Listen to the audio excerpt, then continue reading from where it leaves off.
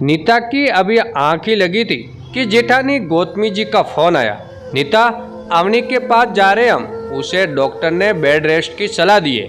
नीता सोचने लगी, अभी तो 8वां महीना ही लगा है, अभी से दीदी जाएगी बेटी के पास। नानी बनने का सुख भी अद्भुत होता है। 1 महीने बाद ही पता चला कि बेटी हुई है अवनी को। गौतमी जी का बेटा भी बेंगलोर में निजी कंपनी में नौकरी करता था। बेटी और दामाद भी नौकरी पेशा वाले थे।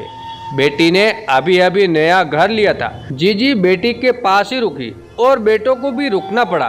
बहन के घर पर ही वर्क होम होने की वजह से घर से ही काम करता था। वह कुछ दिनों में ही जीजी को समझ आया कि बेटी के 2 कमरे के घर में इतने लोगों का साथ रहना नामुमकिन है। उनको भी इस कॉलोनी में दूसरा घर किराए पर लेना पड़ा। उनका अपना घर खाली पड़ा था। दूसरे शहर अब घर किराए पर लिया तो बाकी चीज़ों की भी जरूरत पड़ने लगी। जेठ जी का समय कटता ही नहीं था तो टीवी लिया, फ्रिज, कुर्सियाँ, मेज, पर्दे सभी नया लेना पड़ा। बच्ची तो अब 2 महीने की हो चुकी है तो जीजी ने अपने घर वापस जाने का प्रोग्राम बनाया। तो बेटी बोली, मम्मी मेरी प्राइवेट जॉब है, अब और छुट्टी नहीं मिलेगी मुझे, तो गुड़िया को कौन देखेगा। नातिन की ममता ने नाना नानी को रोक लिया। अब अवनी माँ के पास अपनी गुड़िया को छोड़कर सुबह काम पर निकल जाती और शाम को लौटकर ले जाती। साल भर होने को आ रहे थे। अब जीजी को अपने खाली पड़े घर की चिंता सताने लगी। जब भी जाने की बात करते कुछ न कुछ नया झमेला हो जाता। अब जीजी का शरीर भी जवाब देने लगा। अपनी औलाद की संतान को पालने में आत्मिक सुख तो बहुत था, पर थकावट बढ़ती जा रही थी। नीता ने कभी कभार अपनी तकलीफ साझा करती और कहती, अब शरीर नहीं चलता है छोटी, आजकल के बच्चों को संभालना बहुत मुश्किल है। आज के बच्चे कंप्यूटर युग के बच्चे हैं, शांत बैठते ही नहीं हैं। हमारा घर भी खाली पड़ा है। नीता उनकी अनकही वेदना समझकर बोली, जीजी दामाद जी के मम्मी पापा को कुछ दिनों के लिए बुला लो और आप अपने घर हो जाओ कुछ दिन। जीजी को ये सलाह बहुत ही अच्छी लगी। बेटी के सास ससुर तुरंत राजी हो गए। आखिर में दादा दादी थे। जीजी उनके हाथों बच्ची सौंपकर अपने घर आई थी कि बेटी का फोन आना शुरू हो गया। माँ, मम्मी जी तो गुड़िया को संभाल ही नहीं पाती, इतना ज्ञान देती है वो कि गुस्सा आने लगता है। उनके तौर तरीके अलग है, मैं तो अब और बर्दाश्त नहीं कर सकती। जीजी ने अपनी समधन की बुराई करते हुए बताया था। ये सब नीता को बहुत बुरा लगा। सास ससुर अब बर्दाश्त नहीं हो रहे। पहले तो शादी करने के लिए उनकी तारीफों के पुल बनाते नहीं थकती थी, और 4 बच्चे उनके भी हैं, कैसे नहीं संभाल पाएगी वो गुड़िया को। जीजी ने बाद में अपनी बेटी की साइड लेते हुए कहा कि बेटी को बहुत सारा काम करके जाना पड़ता है, टोका टाकी से चिढ़ रही है। तो दामाद ने अपने ही सास ससुर से आग्रह किया वापस आ जाने के लिए। जीजी फिर से चली गई बेटी के पास। रात को अधिकतर बेटी दामाद को खिलाकर ही भेजती थी। जीजी औलाद को तकलीफ हो ये माँ कैसे सह सकती है। अब गुड़िया 2 साल की हो गई। बेटी दामाद जी विदेश घूमने जाने का प्रोग्राम बना रहे थे। बेटी पापा से बोली, इस बार आप दोनों की शादी की वर्षगांठ हम बाहर मनाएंगे। पापा, हमारी तरफ से आप दोनों को ये उपहार होगा।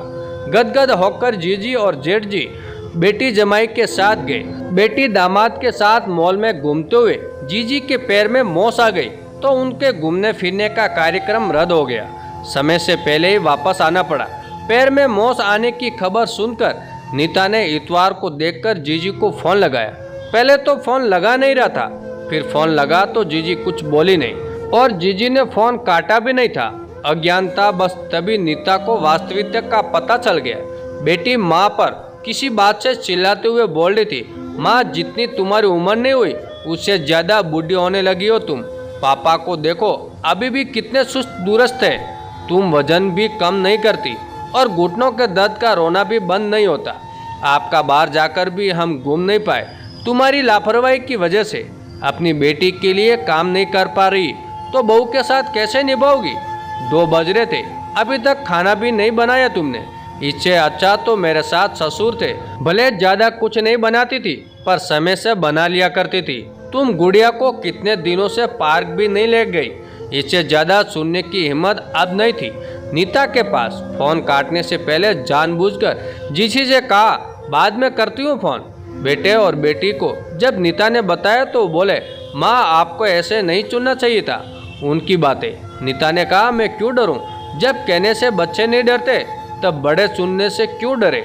अपनी बेटी और बेटियों को सामने आज नीता ने यह शपथ ले ली थी कि चाहे जो भी हो जाए वो बच्चों की मर्जी के हिसाब से कहीं नहीं करेगी। अरे सारी जिंदगी तो हमने निकाल दी उन्हें पढ़ाने लिखाने में, स्थापित करने में, शादी करने में। अब बुढ़ापे में माँ बाप को भी आराम की जरूरत होती है। नाती पोते को संभालना पुण्य है, पर अपने तरीके से अपने घर में, दूसरों के घर में दूसरों के हिसाब से रहना सहज नहीं होता। बेटी को अपनी माँ इसलिए चाहिए ताकि शादी करके हुक्म चला सके। सास से तो कुछ कह नहीं पाएगी, बाहर घूमने ले जाने में भी खुद का स्वार्थ है। बच्चे की देखभाल हो जाएगी। बाप रे, इतनी भागदौड़ कहाँ से हो पाती है बुढ़ापे में?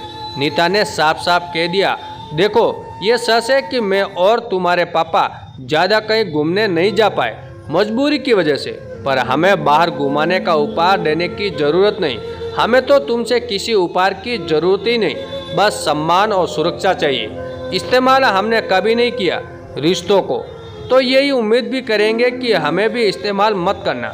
हम दोनों लड़ झगड़ कर साथ में खुश रह लेंगे अपनी शर्तों पर तुम लोग हम पर अपनी मर्जी मत चलाना। ऐसा वैसा कुछ मत बोल देना हमें। अपना अपमान मैं सह नहीं पाऊंगी। मुझे इस बात का संतोष हमेशा रहेगा कि मैं अच्छी बेटी, बहन, भाभी, बहू और माँ बनी। अगर अच्छी दादी या नानी नहीं बन पाई तो कोई अफसोस ना होगा। नीता बोलते हुए रोने लगी।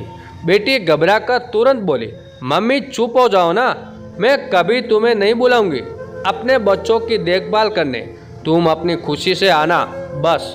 नीता ने तुरंत आंसू पोंछते हुए बेटे की तरफ देखा तो वो भी तपाक से बोला, हाँ हाँ, तुम बहुत खतरनाक दादी होगी। हमें जैसा डांट कर और मार कर हिटलर की तरह पाला है, मेरे बच्चों को मत पालना तुम। माँ उनकी बात सुनकर हंसने लगी और बोली, बेटा माँ बाप सांस भी लेते हैं तो अपने बच्चों की सलामती की दुआ के साथ। उम्र होने से शरीर तो कमज़ोर हो ही जाता है, मान सम्मान का बोझ भी बढ़ जाता है। तुम्हारी ज़रूरत हम काम ना आए ऐसा कभी नहीं हो सकता।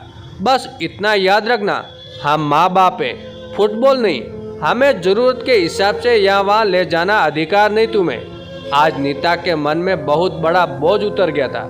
दोस्तों, ये कहानी आपको कैसी लगी कमेंट करके ज़रूर बताएं और हमारे चैनल पे नए हो तो हमारे चैनल को सब्सक्राइब जरूर कीजिएगा। धन्यवाद।